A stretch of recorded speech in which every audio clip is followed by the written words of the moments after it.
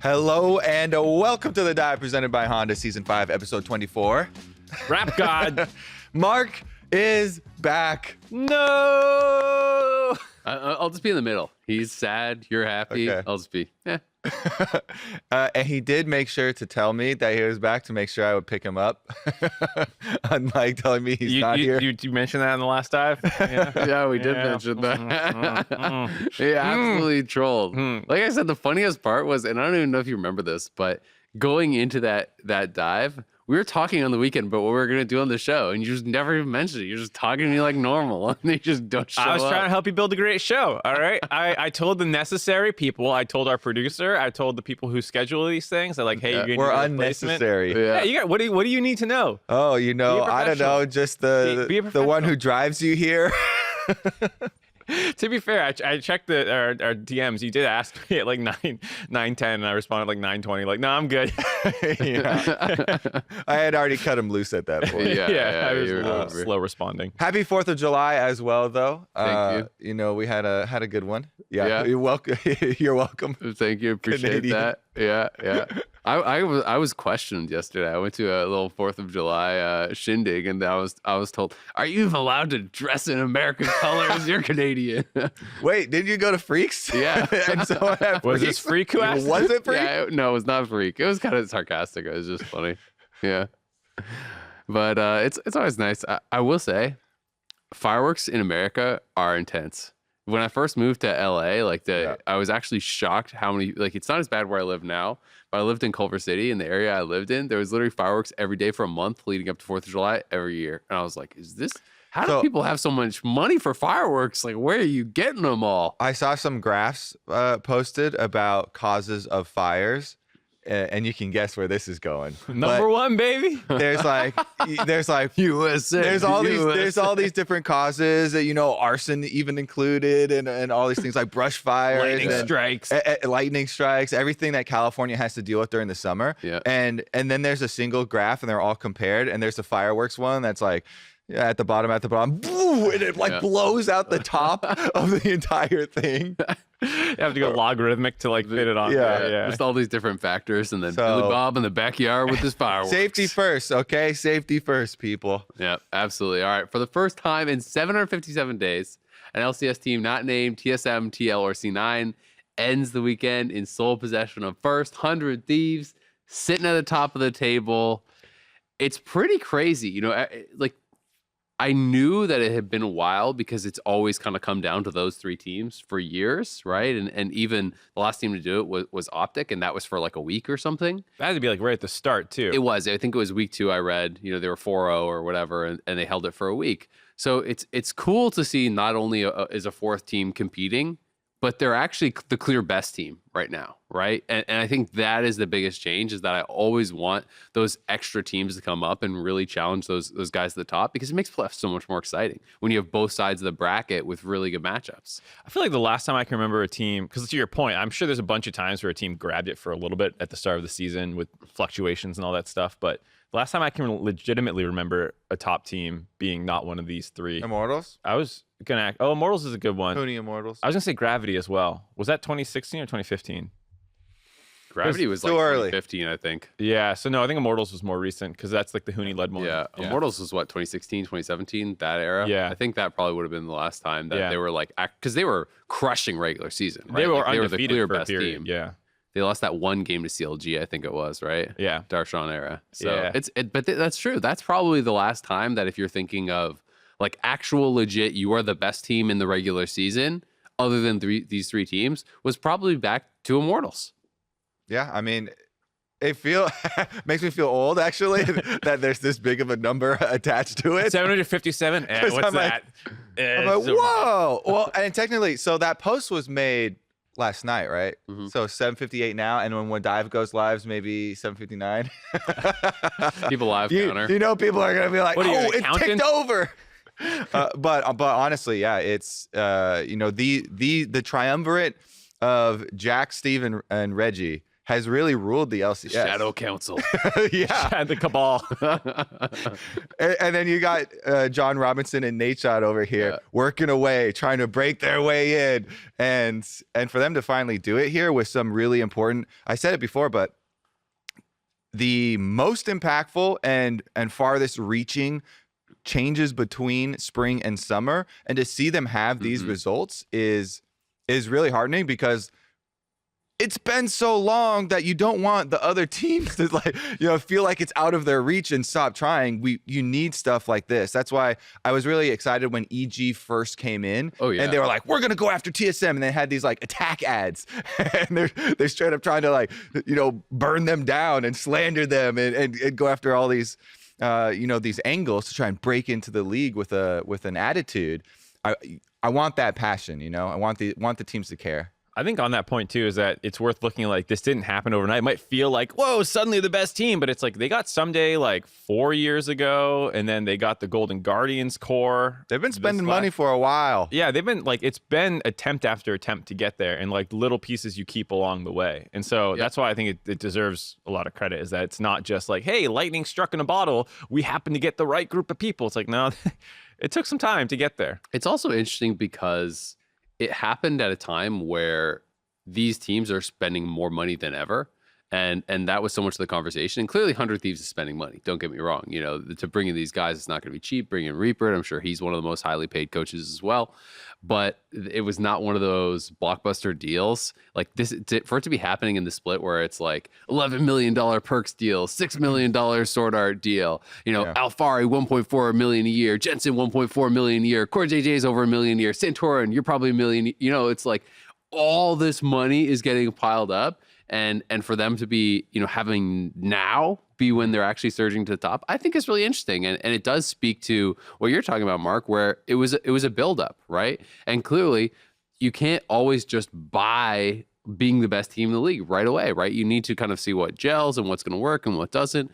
And it's taken them a long time, but it's cool to see a team, really challenging these guys. And now I think it's going to make TSM, TL, and C9 even more hungry to reclaim that spot.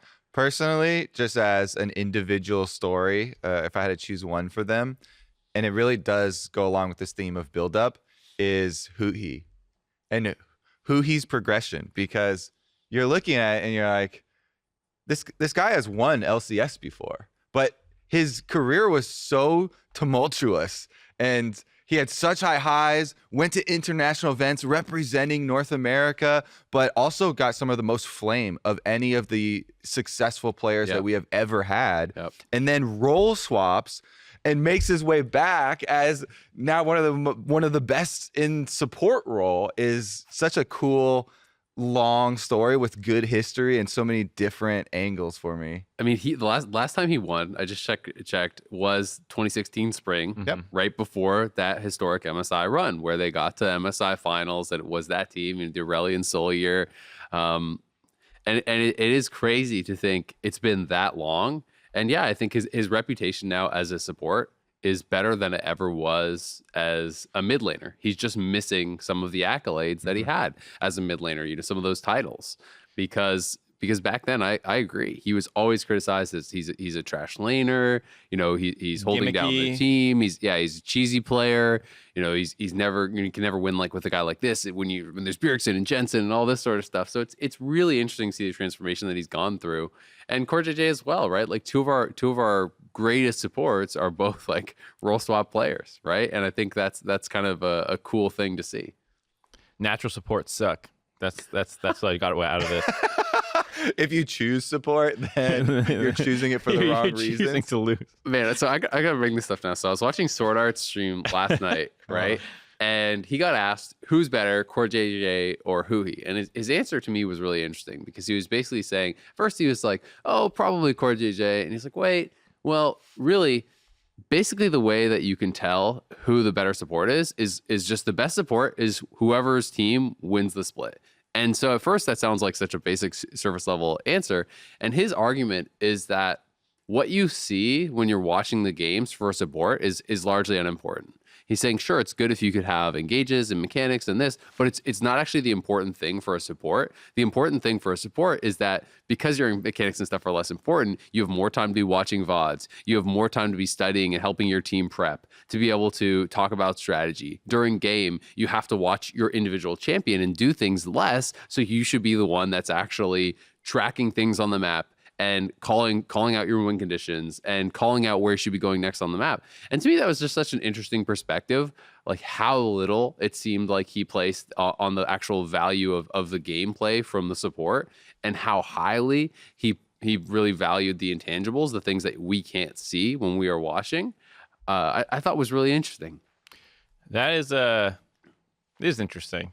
I mean, it, like you said, it sounds a little troll to be like, results-based analysis, the team that wins has the best support. But when he explains it, you're kind of like, huh, I could see that maybe. Like, I can, I'm not saying I agree, but I can see his argument, right? Yeah, because I feel like, to be the other side, you can still like watch laning and watch how they're playing. Of course, and you can mechanically evaluate and all that. these things and all that. And so like, I feel like in that sense, you can say because we don't know behind the scenes, maybe a support player isn't the one making a lot of those things that he's talking about. Sometimes it's mid laners or coaches or whoever could be leading that kind of behind the scenes stuff. So on the outside, you often do have to trust what you see, which does not paint the whole picture, to be fair. Except that with Core JJ, as soon as you started talking, I was like, yeah, Core JJ, it feels like he's ready to set up schools of League of Legends, and he's going to have like a university program, and he's going to have, you know, he puts so much work into infrastructure and trying to build up and get a victory for North America and all these things, you know, setting up in-houses, then dominating in said in-houses, you know, climbing to the top of solo queue. He's really a guy that I feel like embraces the lead by example type of mentality where, you know, he wants better for everybody, and then he's going to go and do it and try and get everyone to go along. So as soon as you start talking about doing stuff outside of game or even looking at a bigger picture, it's like, well, that's number one and number two in solo queue, he does a lot. Sword Art's about 50 LP behind Core JJ now. It really does go to show the race. And I feel like that is very important for us because we need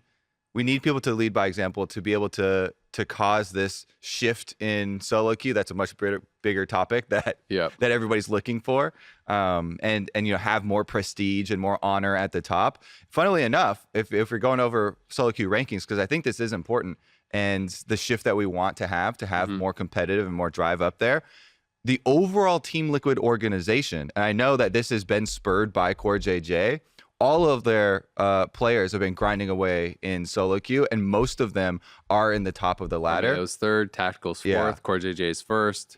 Except I think Alfari hasn't played as many games. Yeah, I think Alfari, I've heard, has basically played no solo queue in a while.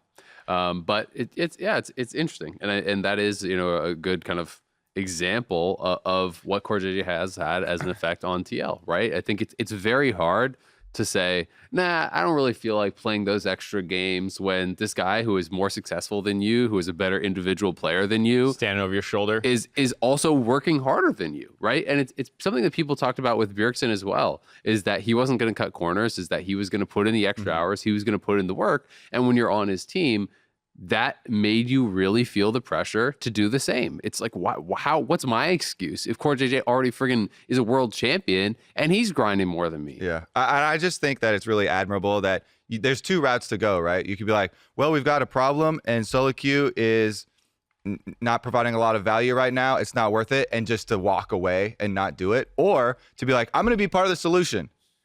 I'm going to try hard in every single one of my games. I'm going to grind to, you know, highest LP. I'm going to try and start that. Yeah, it is the way I feel about it too a little bit. It's like I acknowledge the problems of solo queue for a lot of pro players, and like queue times is another thing and like all that stuff. But at the end of the day, it's like, well, what's your alternative in a lot of instances? And that's why I like that the TL guys are such grinders, because back when I was coaching, we were grinders too. And it was just like, it almost feels good to be like, yeah, I'm outworking that guy. And then you beat them and you're like, yeah, see, I like worked harder than you. I earned it.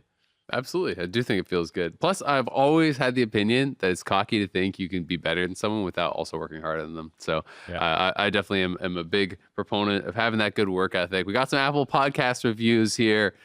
This one comes from Kobe, #1 fan, but he's talking about That's my burner. Mark. That's my burner account. I am my own number one fan, much like That's good. I don't know if you'll think Hype that yourself after you up. read You're this. worth it, Kobe. You're worth being your own Why fan. don't you read your own podcast review? There are two versions here. No, the top one. Let's read the top one first. This one above it says, read if Mark is back. Mark, you are so underappreciated. I love all of you. I love your all or nothing bets. I love all of you. Ooh, Kobe. I love every part. He's a taken man. Keep up the great work. 5-5 for the dive. All right, we got the second version now. I'm glad Mark is gone and has been replaced by the better, more talented Freak. Keep up the hot takes, Freak. But seriously, I love you guys. At this point, I watched the LCS to keep up with Dive instead of watching the Dive to keep up with the LCS. You better watch yourself, Mark. You got to keep us in the loop. Otherwise, you know, Freak's on speed dial. He could be here at any moment. Fans are fickle. They're like, if Mark's back, then don't read that one. Well, you see, he's playing both sides, so he wants to remain in your good graces. That does sound like a Kobe move. I believe this. It does, yeah. It's definitely Kobe's burner. Kobe doesn't want to rub anyone the wrong way, so he's like, who am I next to? That's the person I'm going to hype up right now. Mark, you're the best. Sing. You can trust me. Thanks, man. I feel it. I can tell. It's the authentic praise. All right, we got another one here. This one comes from Fiverr. It says, I've been listening to this podcast for years. It's pretty clear to me that these chaps know what they're talking about. The only thing that might spice up a bit is if everyone grew out their hair to Captain Flowers during pandemic lengths. Yeah, Would Zale, rate- get on that. What? I get an exception. Wait for the end. Would rate 7 out of 5 stars. Azale excluded, of course. Much too classy. Thank you. See? So classy. it's you two who have got to get to work. I grew up pretty long during the pandemic, probably as long as I've ever had it. Not even close to Captain Flowers length. No, not Captain. No. I cut it once in summer of 2020 when it opened up for a little bit in LA, and you could do that. I ran out and got one, and then Have you ever had long hair, Kobe? I have unfortunate news for you. I'm about to get a haircut. This is about as long as I've ever had it. I've never had in your life? I've Really? never had it longer. Wow. You never had like some hippie face, some grunge. Maybe when I was face, like a some, little kid, because my mom is definitely a hippie. My parents are from Oakland and Berkeley and very progressive. So maybe when I was a little kid and I can't remember. That's interesting. Yeah. Screw it out, At but some yeah. point in your life, I would have figured you just got lazy. Just didn't I feel like everyone goes to that. Like same way. This is it. This is lazy. This is quarantine. Have you ever had a mustache? I feel like that's the other thing as a guy. I had a beard for the MSI, the famous MSI with CLG. I remember that. I never I doubted grew it. out a faith beard. I remember seeing that. And it worked. That's what we need, actually. Oh, my God. Why have I not done it again ever? CLG fans, the reason you're at the bottom of the standings is Kobe clean shave. All right, we got 5 o'clock shadows. You got to bring it back for Worlds this year then. We need a dub here, Kobe. You know what? I'll do it. All right, right. there you go. Rainbow Cat 7777. The Dive helped me get a bronze for a week. I'm now bronze again. Thanks, Dive. Well, you're much higher rated than most of our viewers. Oh, No, just kidding. I hope that's not true. No, I'm sure they're at least challenger. Yeah. Bare minimum. If not, just a bunch of LCS pros. That's the only people who listen to the pros. Hearing us hype them up. What's up with your where's the Lux cosplay, by the way, Mark? How's that coming? I've been waiting, I haven't heard anything. I'm going right now. Let's see on Amazon if I can find Oh, one. my goodness. All right, we got the Honda MVP question then. Mark's a slacker. What player from the bottom 3 teams has the chance to win a championship in the future? There's some I can get it free shipping on Amazon Prime. Some Lux cosplays. Good. They're pajamas, but whatever. Golden Guardians, FlyQuest, CLG. It's funny because we have a lot of previous champions on these teams. Yep. We have several LCS champions. But I do you, might- but What do are you they think going there's a to in better the shot future? that a young player gets picked up by a good team? Or do you think that Oh. these guys actually have a chance to get picked up by a top team again? I'll go with I don't know if it's a dark horse or not, since I feel like a lot of these answers are inherently dark horses. It's Okay. not like, 100%, this guy's doing it. But I like a Blaze Olive. It's crazy, I know, for an NA mid laner, just like statistically, that's pretty unlikely. Belter and High did it. Pobelter and High have done it. But I feel like this split, he's impressed me a lot, given that Golden Guardians are still not a great team. He was good this weekend. But he was really good this week. Even the LeBlanc game that they lost, he was doing a good job trying to cut behind people, make plays happen. He was distorting in, landing chains on people to chunk out pre-fight. Like all the stuff you want a LeBlanc to do. You can't help it that year. Gary walks into Nautilus. That was the most disappointed I've heard you be That with was a pro. such a in he so was just long. like, you can't do that. You're usually Well, so because- positive with the guys. You're like, a professional player walking into melee? Like, Well, he was saying it's just- disrespectful to do it to another professional player. Yeah. Well, yeah, I was saying you can't do that. Like walk up to a professional no, I player on agreed with you. I Nautilus, just thought it like- was hilarious. And it's just like, because they did the replay in slow mo, and I'm looking at it, and I'm like, because sometimes you're looking at a different part of the fight, and you're like, oh, but how did the other carry get caught? he's going- And so I'm leaning in, so I'm like, all I right, may run in. Yeah. let me solve this mystery, okay? How did he get caught? And I'm looking at it in slow mo, and he's like, oh, he's invising right up next to him. Mystery solved. Yeah. It's Anyways. just like, holy crap. Back to hyping a Blaze Olive. I feel like most of Golden Guardians wins are when a Blaze Olive pops off. The Zoe games, the LeBlanc games. I think he had a Viego game that was really good. But in general, it feels like Solo has helped stabilize a lot. He's provided someone else that can sometimes carry, and he plays team fights quite well as well. And that has allowed a Blaze Olive to have the games where when he pops off, they can actually win that game. He's third in CSD at 10 and XPD at 10. So, it's not like some other players who are getting crushed in lane, but then make good plays. Like, I actually think he's a decent laner.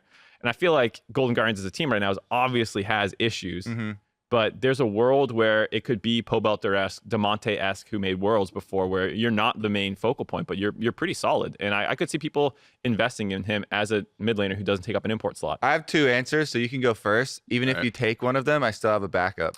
I think I'm thinking Solo. I mean, we saw him in two finals last year with Good thing I have a FlyQuest, backup. right?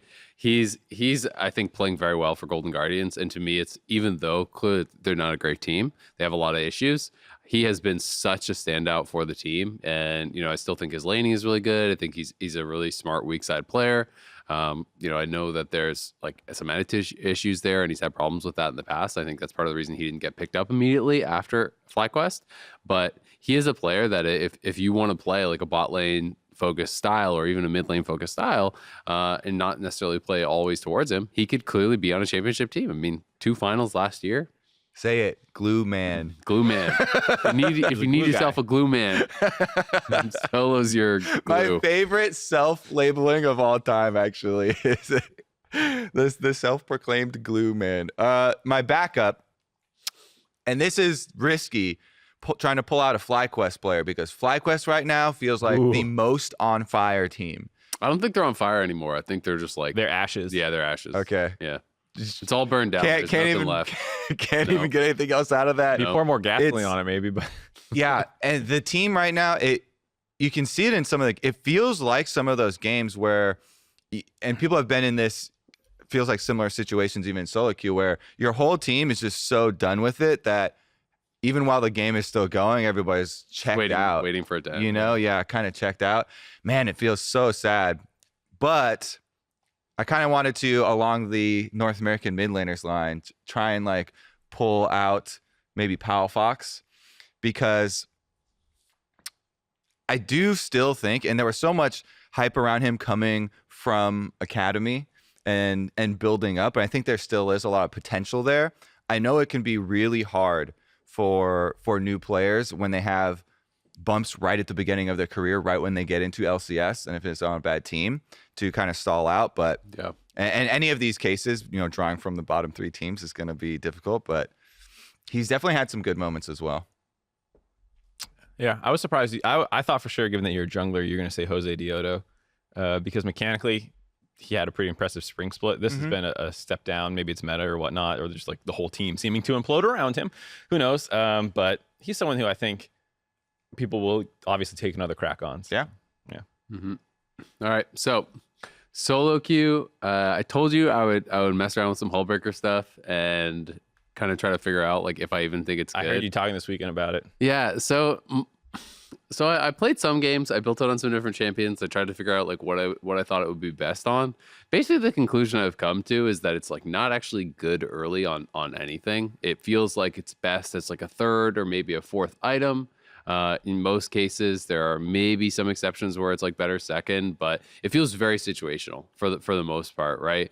Part of the issue is that this is an item that rewards you for getting to the tower, and you need to be able to win the 1v1 to get to the tower. And it's worse for winning the 1v1 than a lot of other items, right? So you just don't end up wanting to spend the gold unless you're already dominating or you have a counter pick. So one of the things I found is that it's actually really good on some champions that like auto win their lane, like Quinn, for example. It actually has really high win rates on Quinn.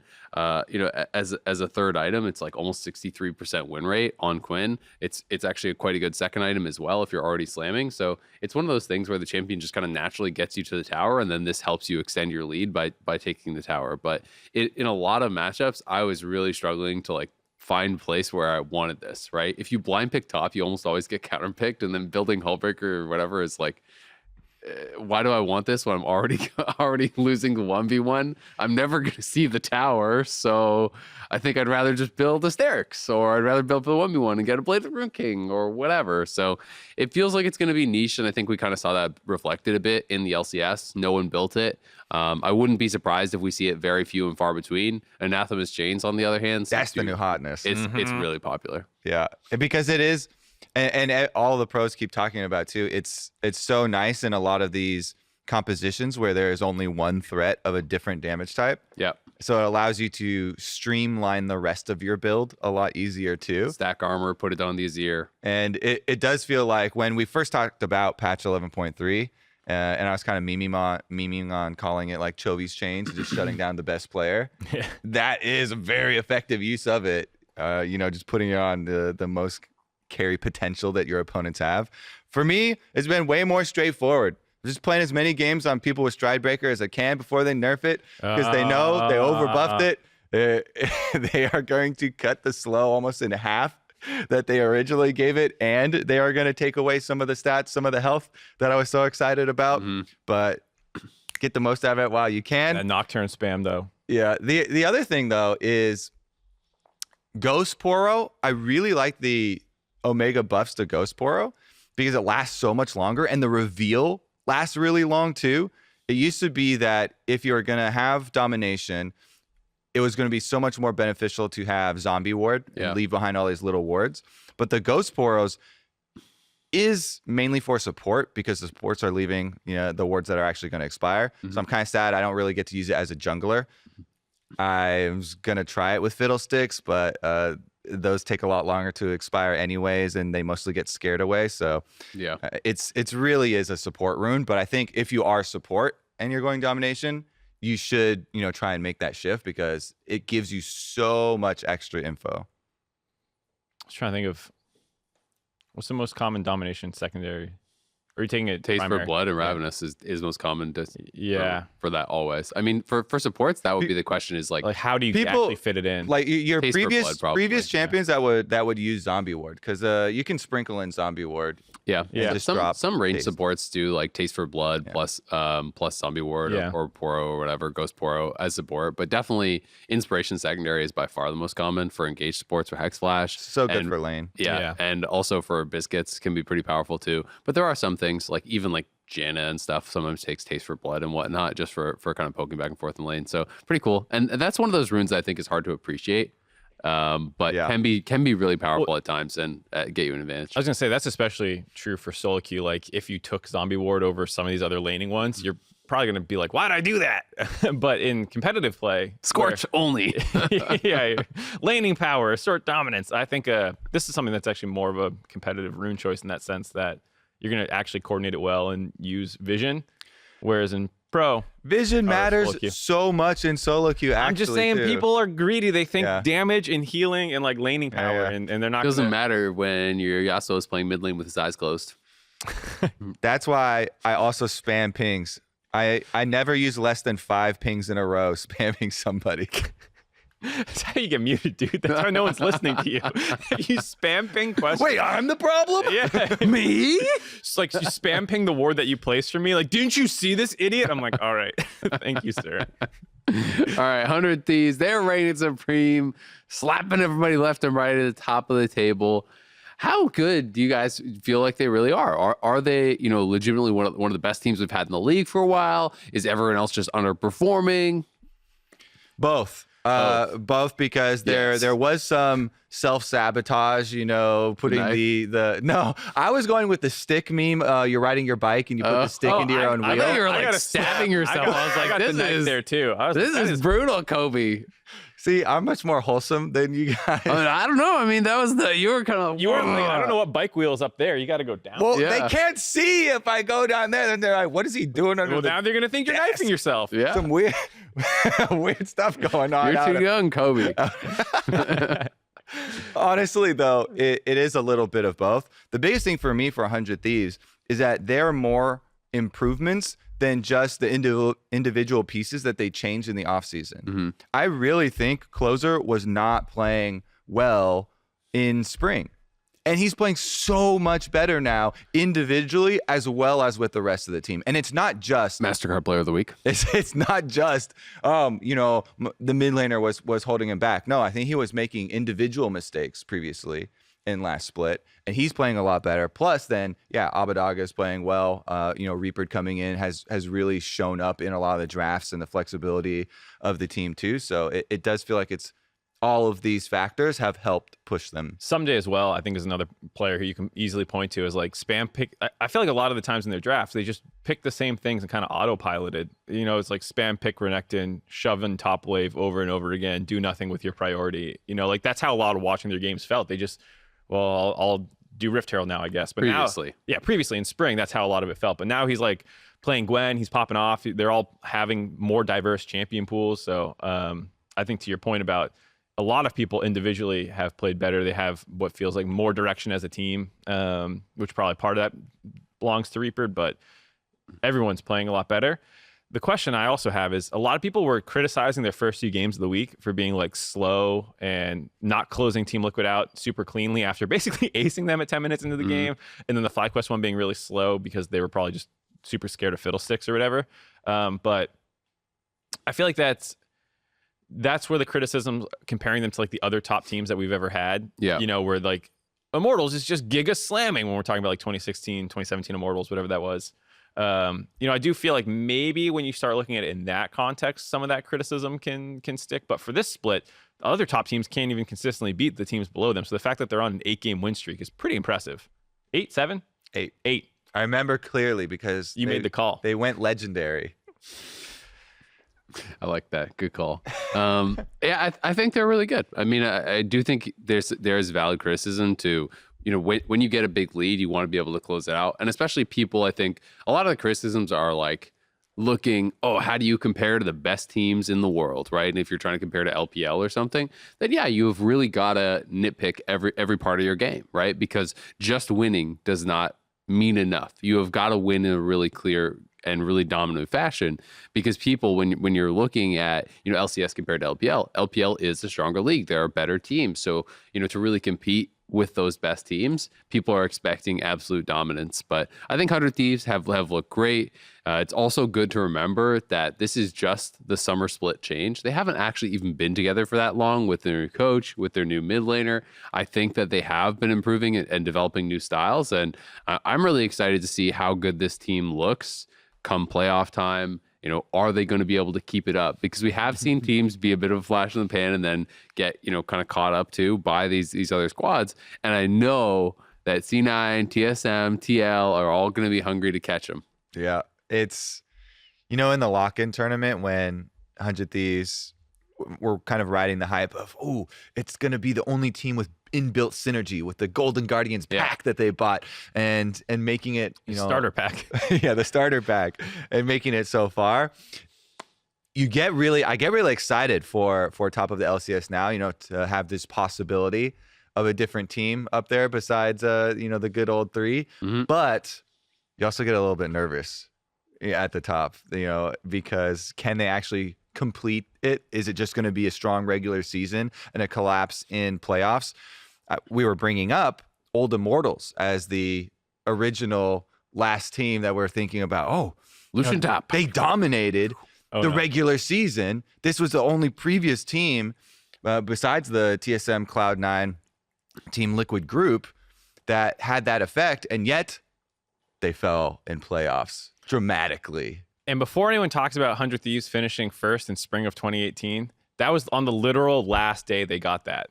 I don't know if anyone remembers this, but like, I'm sure there's some 100 Thieves fans who are like, we got first place in regular season before. It's like, yeah, but our point is that you didn't dominate and hold it the whole time. So that's your point about like, can they make sure that they stay informed for playoffs? Not are they peaking at the right time? I think they're on course to do it. Yeah. Me too. I think they'll definitely be, top 3. I think we're going to see them at Worlds for sure. So we'll see. It's been exciting. TSM and Cloud9, they've got some catching up to do.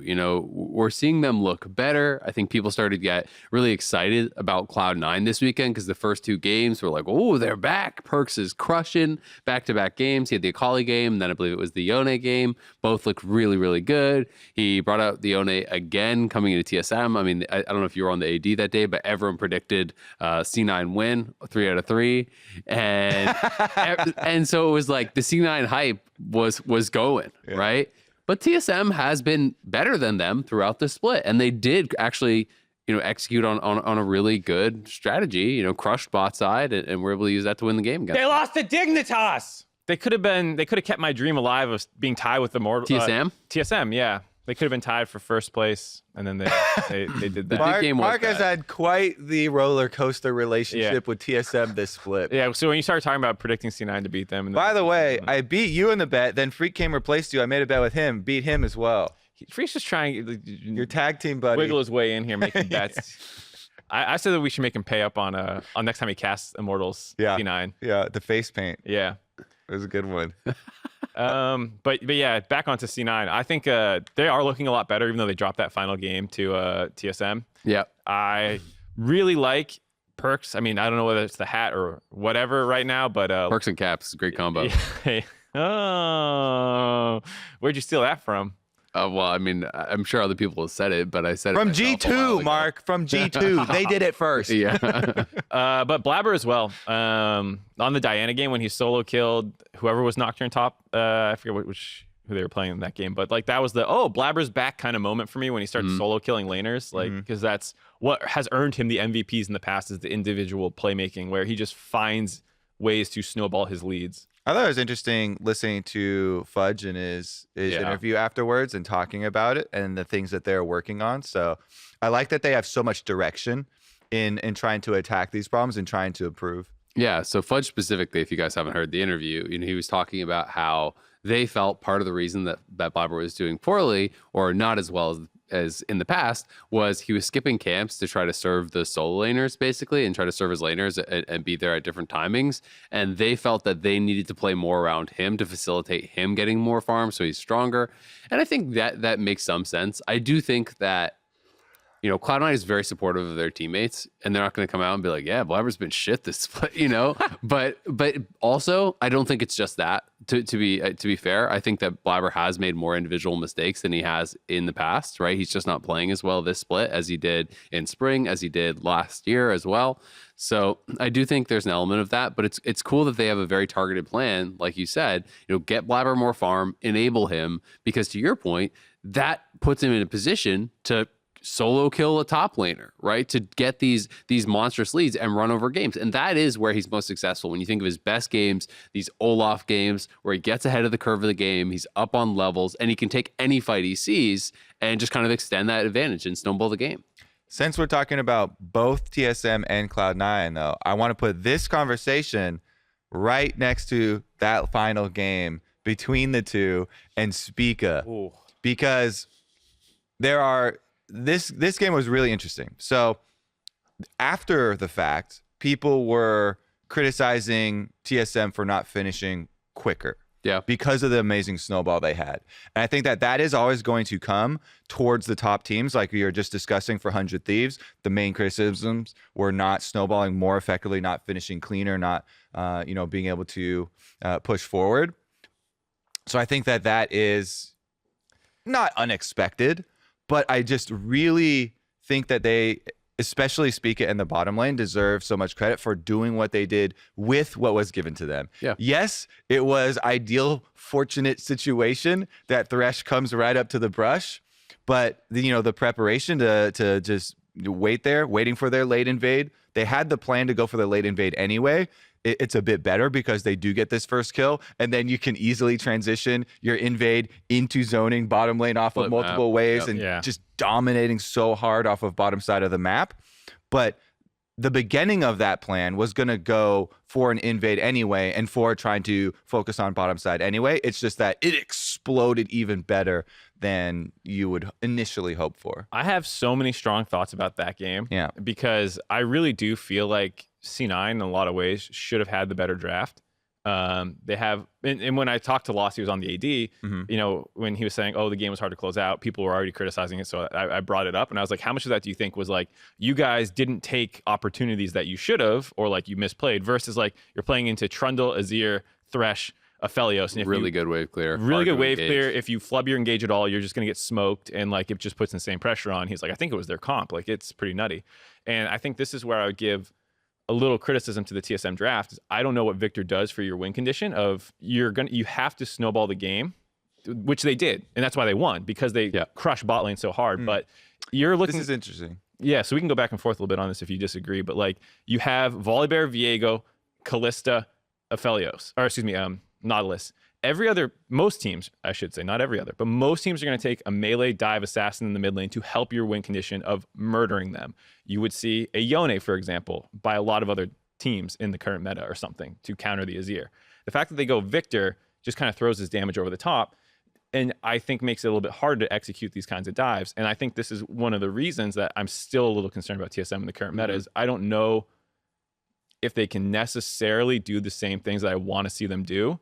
And I think that's why that game felt difficult to close out for them, is because, you know, like you're not murdering them with this insane dive comp because you got snowballed ahead. I just don't think the Victor helps as much there. And it's more just a stable laning pick that PoE's comfortable on. Yeah, so like when we were casting this game, you know, like in the draft, I expected him to pick a control mage because the AP options were limited, and I don't think they wanted to go full physical. Yeah, so I do think they wanted some sort of magic damage, because otherwise it's like Trundle who's gonna, you know, ult someone and just stack pure armor. You don't really want to play Echo there, probably. And to your point, he's just not that comfortable on melee champions, right? His most played melee champion, other than Kassadin, which I just feel is kind of an exception, it's a little bit different style, is Talon, and it's 3 games, right? So he's almost played that's career, right? That's over all these years. He's had 2 Viego games now, so he's catching up. But I think you know, you could have gone to something like an Orianna maybe. I think that C9 took the Azir as both as something for them, but also as a denial. For sure. Because I do think that would maybe help with the dive a little bit. Something that you can follow up a bit more easily. Maybe Orianna or something would have fit better there. But I do agree that's something that can be a criticism of TSM, because while they have played some of these early snowball comps, you still just can't convince me that PoE, like that's what he wants to play, right? It just does not seem to be his comfort playing melee champions and playing, you know, a lot of these dives. He did have a really good Viego game, I think it was this weekend earlier, but it's still a work in progress for them. Yeah. And maybe they just need to find other AP picks or other picks within his wheelhouse that can suit that style, that gameplay. So Nocturne is banned. They already have Viego on their team. Lee Sin is banned. Akali banned. Akali banned. Gwen is already picked.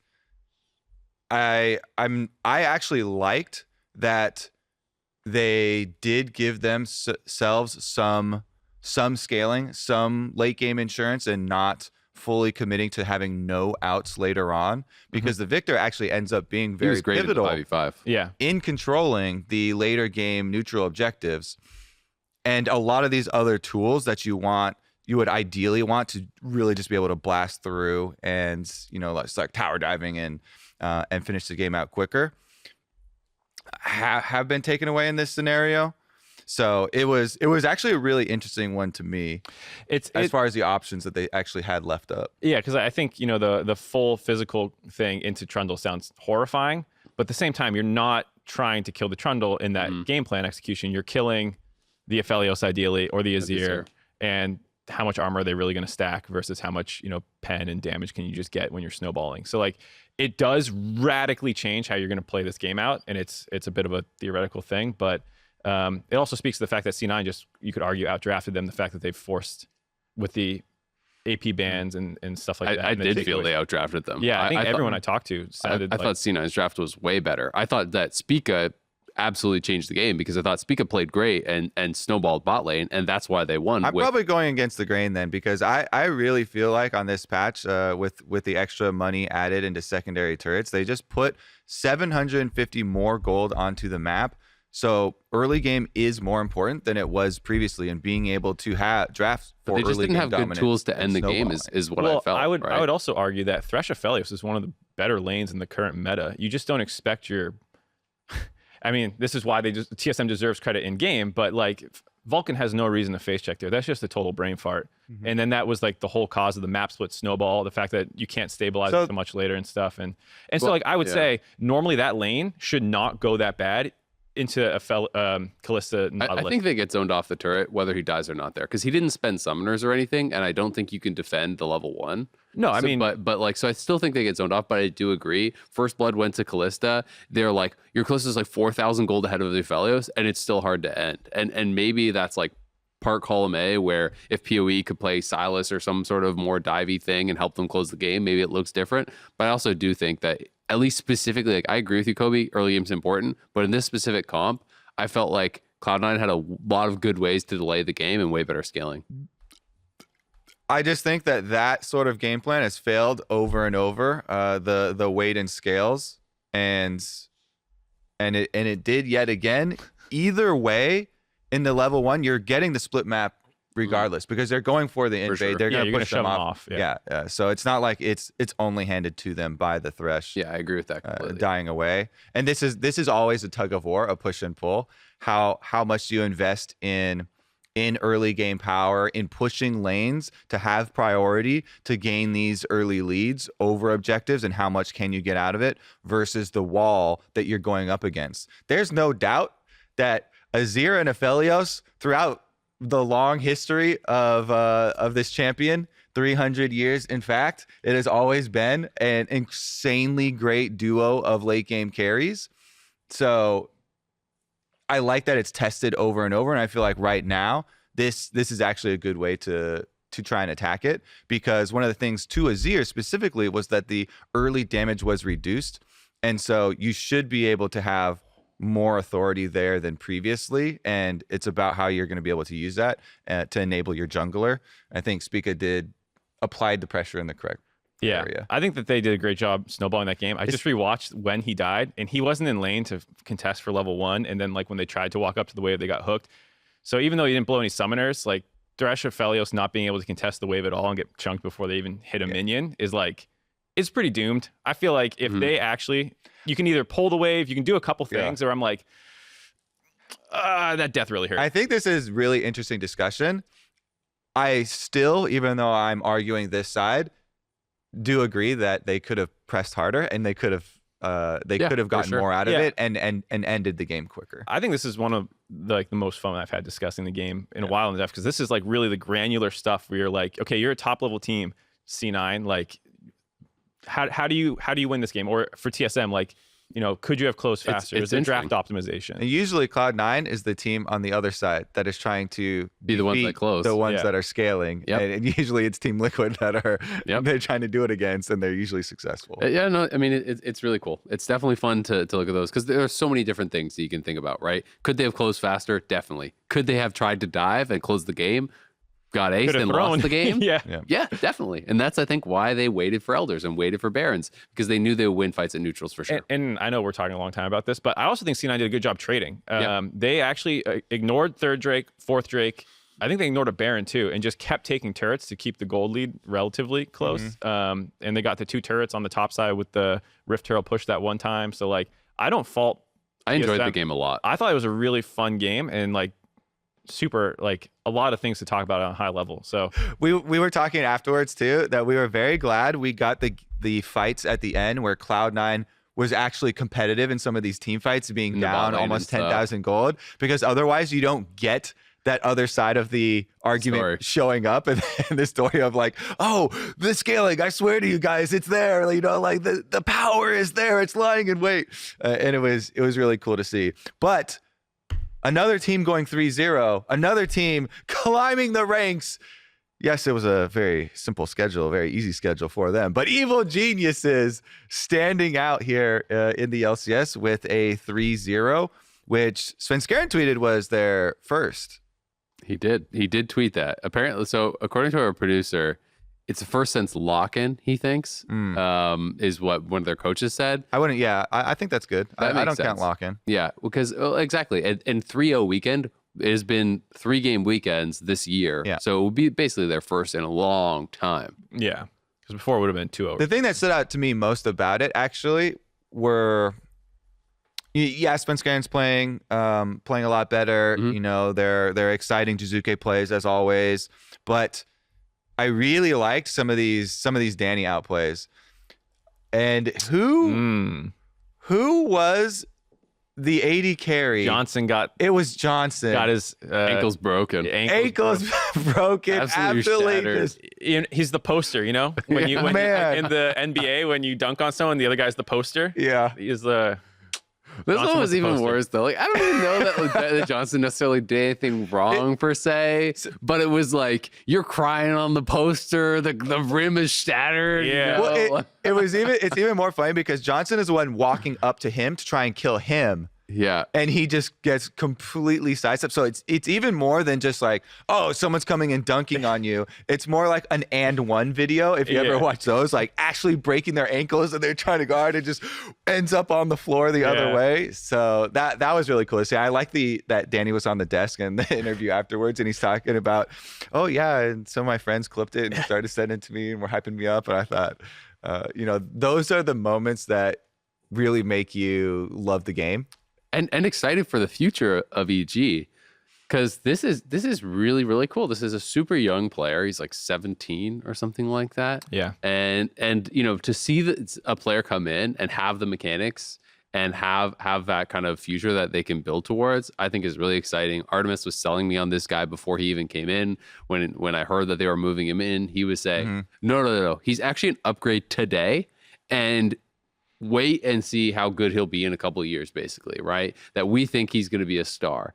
And a lot of times you hear that kind of stuff and you're like, yeah, okay. Yeah. And I feel like we're kind of seeing the inklings of that. We've seen some really good mechanical plays. I think his team fighting largely has been really good. He has made mistakes, to be certain, and there are areas that he can really work on. But I am very excited for the future of this guy. And I've heard, and these are always hard to go off of because, comms, people talking about comm stuff, we don't actually have, insight into. But I have heard that communication is one of the things they're working on and building. For sure. And one of the things that they do need a bit of time with. But it's definitely exciting for the team. And that's what you associate most with EG is exciting. Okay. Yeah, I think we had him on the desk and he was talking about some of those mistakes. He was like, I was trying to play aggressive and like extend his lead because I think he knows that's like what you're supposed to do. I did feel, after that play, after the Johnson one, I felt like he was going for more of those, because on the final day in the last game, there were a couple of Tristana ones where he was like, going for the big jump into like some low health members, try and use the ultimate and rocking them out. And they were getting away with like slivers of health. But I was like, okay, so it was good, positive feedback on the big first outplay. He talked about the dopamine hit. Yeah. Now he's really, really looking for those. Yeah. And then that game was troll because Jizuke, after they were like starting to snowball the game killed himself like 3 times in a row. So yeah. And then he was talking about like there's 2 voices. It's like him and Jizuke and Impact being like, we flank, we dive, and him being like, I'm Tristana, I can kite back. And eventually after a couple of those fights, they're like, let's go with the kite back approach. But they've been really a lot of fun to watch. I'm honestly such a big Jizuke fan. I love watching Jizuke. Yeah, me too. And he does deserve credit. When he was on the desk, he was talking about he feels like people highlight his bad plays much more than his good plays. Yeah. And I think that's true. I think that, we try to even it out. And I like to always talk about, man, this guy does a lot of really good stuff. Because even statistically, it's like he has the biggest goal advantages of any mid laner in the league at 10. He's second best in CSD. He's the highest forward percentage. He's playing in their face, aggressive. He does have bad games and bad moments, but he has a lot of incredible ones. And overall, it is very largely good, I think, from Jizuke. But he goes for risky plays, and sometimes you're going to fail spectacularly. People enjoy looking up to highlight plays and really good, exceptional plays. Yep. But damn, people love making fun of Bad blunders and bloopers. America's Funniest Home Video style things where you're just going for something I could be crazy in the big. LCS. Yeah, and then you just see it flop so exceptionally. That is I can kick a Braum into my team. so okay. So one of them, with it further slowed down, like Kai'Sa goes invisible, so he can't kick that one, and then he's like, but Kai'Sa's got E up. You know when you're going in for that. Yeah. So definitely a hard one to pull off. But yeah, I love it. Wouldn't have it any other way. Nope. Dignitas. What about the situation here? Because they have had some of the most scrutinized changes to the roster, and they're starting to bounce back. Acadian, it feels like he is finding his groove. Yep. The main thing for me with the theme of Dig and now the new Dig basically is that Acadian is very willing to skip camps to go for these early ganks. And in a lot of cases, they have been working out. But I do foresee them then running into the problem, especially when teams are expecting it. Yeah. To something that like Cloud9 have run into with Blabber, and they've cited specifically a very similar thing of skipping camps in order to get laners ahead, because especially early on, it can have this build on snowball effect for junglers. If you are skipping camps, you get behind in experience, then you can't catch up, and the enemy jungler is just progressively clearing faster and outmaneuvering you on the map. So I'm very excited for the kind of resurgence, but I'm also a little trepidatious. It's a little bit like the CLG conundrum, right? Where they come out with this big style, hard engage, win a bunch of games, because I do think teams can prepare and adjust, like you're talking about, right? If you play against a team that has naturally winning lanes against you, they just have more skilled laners, they know that you're going to be going for this early ganking strategy. They will ward early. They'll track the kind of paths that you like to do, and if you don't mix it up a lot, they'll just play defensively when you're on that side of the map. And as you say, their jungler is going to clear faster, is going to get earlier buys, which is going to, just slingshot them even more past you, because then they have better items. They're clearing even faster. And you don't have to, really do anything to beat a team like that sometimes, because it just becomes this big jungle advantage. And that's what I think that they're going to have to be playing around. You have to show multiple styles. You've got to be able to do the full clear yourself, and you've got to be a complete team, or teams will prep and adjust to you. I completely agree with him coming out of the gates with this strategy, though, because it feels like they need to have one of an early gank, something to upset the natural course of the game with the way that it had been going since the switches. So that's why there's two sides to this, where like you need to have you set the game up in a different manner to have some influence in some of this kind of wild card effect, basically.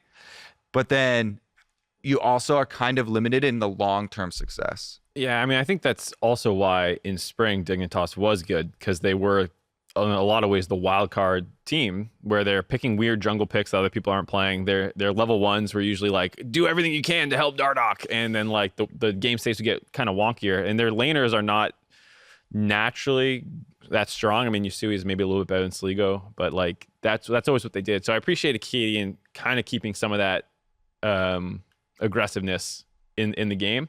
Neo and Afro are still relatively solid. So I feel like they've stabilized, like they were plummeting for a little bit right when all these changes were happening and stuff. And I think they're starting to find a way back forward. I don't think they'll ever be, they were like top half of the league from spring. I don't know if they'll get back in the top half of the league, because it feels like Immortals took their spot. But I think that they can at least stabilize. It feels like they're stabilizing. Yeah, try and stay above the bottom rocks, which, by the way, right now, I guess we should get right to it. Rest in peace, FlyQuest. Rest in peace, FlyQuest. Resting at the bottom of the ocean right now. Feels like they're dropping quick. They're sunk. They're not dropping anymore. They're as far as you can go. Can you keep dropping? I think they can keep dropping. I guess they can if they add relegation back. They're going for longest loss streak, I feel like. I mean, they're not 10th yet either, so they can drop. That's what more. I'm saying. It's just sad. I mean, obviously you can always go down, but they look to me the clear worst team in the league, right? And that feels bad to say, because obviously CLG and Golden Guardians are down there with them, but they are tough to watch at times. Avert your eyes. It's 10 straight losses. It doesn't feel like they really have anything that you can cling on to. With Golden Guardians, at least I feel like their early games have gotten a lot better. And you're like, well, maybe you're going to throw the game if you're going to mid-game with a lead, but at least you were going to get a lead sometimes. FlyQuest just feels like they lose at every stage. It doesn't feel like there's really much to cling on to anymore of like, ooh, but this, because for a long time, everyone had been talking about Jose Dioto and Licorice, and I think that they have some good moments, but there's just too many mistakes now, and the good moments feel too far and few between, and it's just tough to watch this team because it feels like it's just been a total collapse.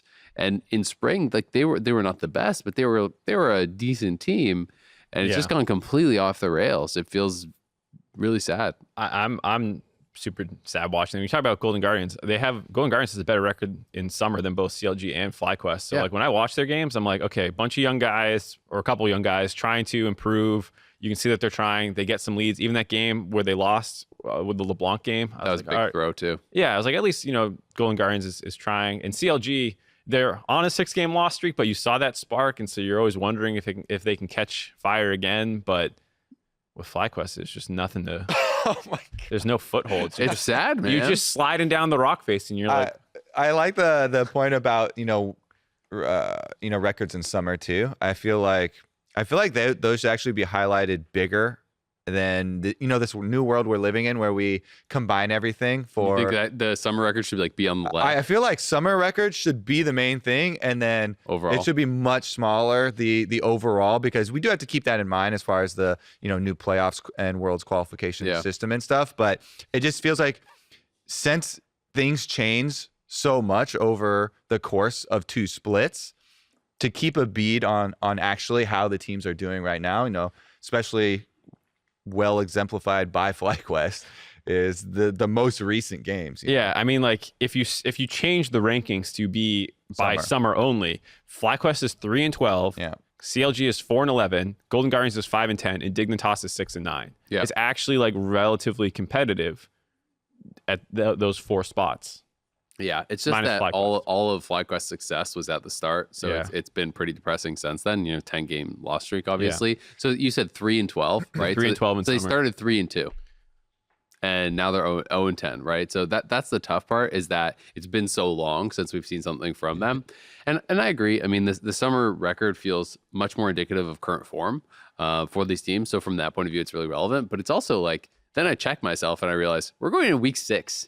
Right. So the playoff race actually matters. And that's where the year-long record really does matter, because teams are going to be fighting based on those records, to get these playoff positions, to try to get into the upper bracket, to try to, even get into playoffs at all, especially if you're one of these bottom teams who are still pretty close in the standings. Right. It's only 2 teams that are straight up just eliminated right out the gate. And then you want to really make sure you're top 6, because 7-8 start in the lower brackets. They don't get that second chance. That's also a big disadvantage.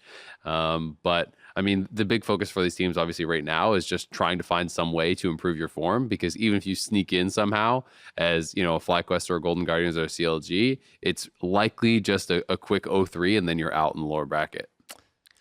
I remember when I had my first full match history of 10 losses. Ooh. For a long time. When the old whole client screen was red. Yeah, the old client, it would go to 10 maximum. Yeah. And for a long time, I was like, I've never had just full red every single game. And then it happened to me. And it's just so depressing. Get me some green on the screen. Omega large loss streak. Hopefully they can pull out of it.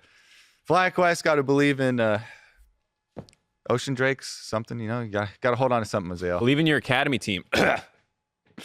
I would be okay with that at this point. Especially, I mean, it comes down to, are you looking to build around any of these pieces for next year? If they want to keep some players, then, and they know they're not going to keep other players, then at this point, I say you should just be building towards the future, bring up academy players, try to figure things out for next year, because I think there's no shot this team goes to Worlds at all. And if you're not going to get to Worlds, if you're not going to contend for the championship, start just looking towards the future. I mean, that's how I feel completely, because for FlyQuest Academy, I cast a couple of their games recently. they're good. They're aggressive. Like, they're still young, obviously, and fresh. And when they brought the 3 players in last week, they actually brought some of that with them, where they made a lot of plays, should have been able to snowball that game, but they're not coordinated. They have the mid and jungle from the main team and like some of this other stuff. I think NXI and Triple also look decent in Academy. So like, if you ever do a full team swap, you can start evaluating, to your point, because what's a 0-3 and playoffs going to teach you if they manage to make it right now, if they stop the slide even. Mm-hmm. But who are you building around next split is the question. Absolutely. All right, Twitter questions. We've got one from Willie over here at Azael and Kobe. What champion has been played in an off role that you would like to see return? For me, jungle Ezreal, support Nunu, or support Trundle. It's funny hearing you say "for me" while reading a question, because I was like, "Those are your picks." And I was For like, wait a Willie, minute. I Yeah. should just insert. Yeah. I was like, really? I think the Lisa and Bot was cool. I like some of the Senna pairings. Some of the Senna pairings, when I saw them around the world, like the Heimerdinger Senna, I got really excited. I was like, this is cool.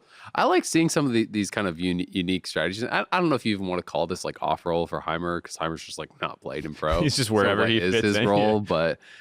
But that kind of stuff I think is really cool. Like the Cho'Gath Senna, the Heimer Senna, the Lee Sin Senna. When I think of things that could potentially come out in pro that I've seen over this last year, I really enjoyed those, and somewhat hoping we get to see that.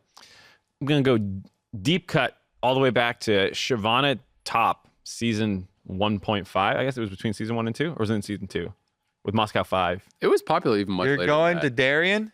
Yeah, Dude, like dude. season 4, season 5, it was like Renekton and Shyvana every Renekton game. and Shyvana Mundo were like the Yeah. holy trinity. Yeah. I guess I'm thinking specifically the Wriggles Lantern BS, where you had like 3 Wriggles Lanterns. Yuck. And the top laners are just in my jungle all the Yeah, time? didn't you love it?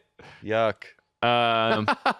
Kobe's opinion I'm of Mark disgusted. just As lost. All right, soon fine, as he said season 2 Moscow 5, I was like, All right, I'll give you the season he's 4 on the shit Shyvana. list now. Will you take me on the season 4 Shyvana? Because at least she didn't build Wriggles then. She was just like Bork first, like annoying. Was that Bork, or was that just like when everyone built Sunfire? Maybe it was Sunfire. It was first. just like 3 Sunfire, Spirit Visage, Iceborne champions, or I can't remember. No, it wasn't I get all Iceborne, because mixed there was up. all Manalists. All 3 were Manalists. Renekton, Yeah. Shyvana, Yeah, and you're right. The Iceborne meta came later. yeah, I think maybe you're right. It was Sunfire. I don't know why I remember Bork. I think it was Sunfire. I think that was you built Sunfire on every champion and you play those 3 top, and that's the game. Yeah, that's This why I is- didn't like that meta though. Because this is a terrible answer, Mark. This answer sucks. That's why I Mark. try to say season 2, but you're not season 2 because I'm a jungler. I don't like the season 4 top meta. That's why I think said the season 2 one. Both parts of it I give thumbs. I'm with Kobe on this one. The season 4 one will give 1 thumbs down. The season 2 one will give 2 thumbs down. Double thumbs down. Why do you not like it? You're a top lane. You should love just pressing W, clearing the wave, running into the jungle, dropping wards, making This is the so other. not fun to watch. I wasn't talking about watching. I was talking about playing. I love playing that. It was the most brain off, free win stuff ever. from that point of view, Mark's running around. I'm a dragon. Exactly. I'm just ulting in. I'm throwing stuff, throwing fireballs. From the point of view of I want to play it, I could see it. That's like You get a free ward on Wriggles. You just like Cinderhulk top. That was when top laners were chilling. I'm sure Kobe loved that too. Where his you remember Revolver Vladimir? Not Revolver. My Spirit of the answer. Spectral Wraith Vladimir. pushing top. my top lane, then Yeah. I'm at your Krugs and I'm smiting them because I All got my Cinderhulk favorite top too, metas Kobe. are brain off, mess with the jungler metas. My We're not answer on the same page. is Recon mid. Oh, that was cool. Ooh. You had Perk's very famous YouTube video, one shot in caps with it, but also, I was kind of sad, it actually never caught on as much in NA as it did in EU, where they actually had, Assassin Recon, one trick player guy, and a lot in LCK and LPL. At least in the regions, it didn't actually make it to major region competitive play. It is much more about setting up and roaming with your jungler, and all of a sudden you got this super quick playmaking champion that's coming with you to set you up for kills, knockups, and stuff. Recon mid actually had a lot of burst damage. Bring back funnel so he's such- Kobe can be yeah, I was at like, war. No, he's such a I don't jungler. go He's in the like, funnel. I I don't love go. when my mid laner plays things that set me up for kills, and I hate when top laners play things that got in my jungle. It wasn't just about setting up jungle. Okay, Recon mid bursted people. That's true. Recon mid one shot people. You could one shot people with it. We do actually have an anchor question added here. Logan Bernard has one for us.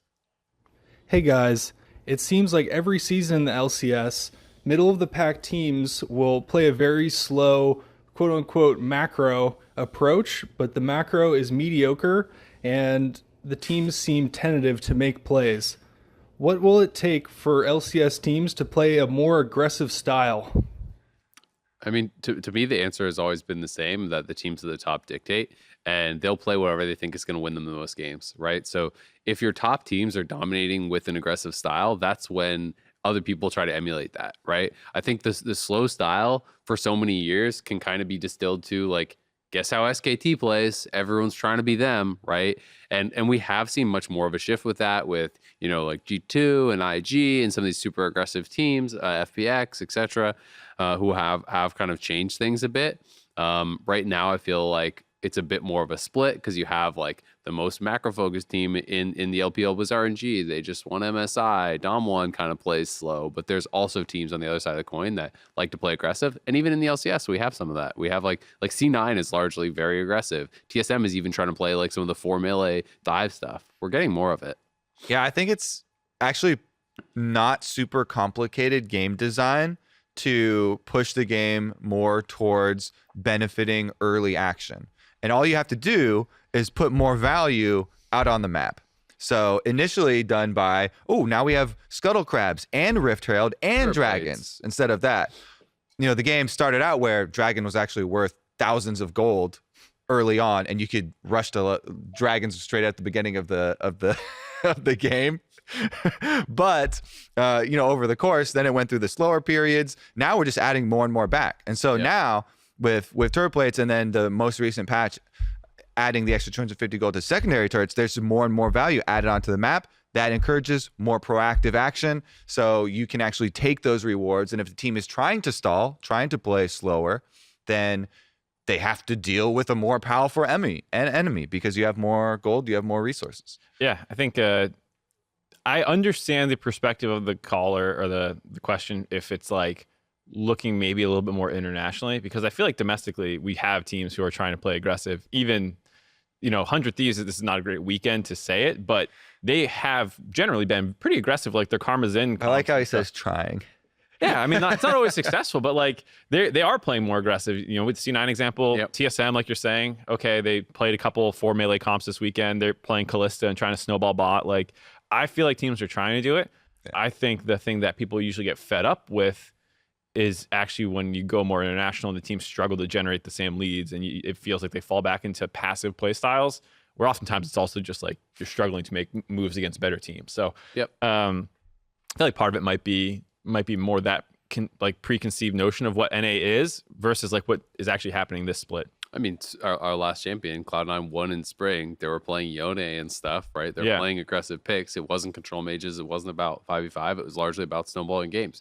Blappers won 2 MVPs by doing what? Snowballing games, playing aggressive, right? So I do think that we are getting that in NA, and people have to remember like how much even the league has shifted towards aggression from just like 4 years ago, where you look at, when TSM was making every single finals, when TL, won all their championships as well, that was very much so the scale for late, bot lane focus, 5v5, all the double lift style championships generally were that. And I think that it has been a bit of a shift. So I'm happy to see it. Hope we get to see more of it.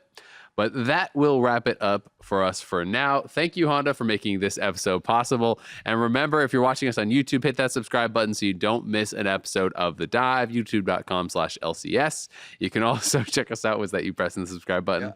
Click. Thank you. Good job. There's no feedback. I really missed the little buzz. Click noise. Yeah. Okay. We'll work on that. You can also check us out on Spotify, Apple Podcasts, Anchor.fm. Send us your questions on Twitter using the hashtag DiveLOL. Takes on Anchor.fm are also accepted. If you got a funny review for us, you might hear that on the show. And finally, the LCS returns this Friday at 3 p.m.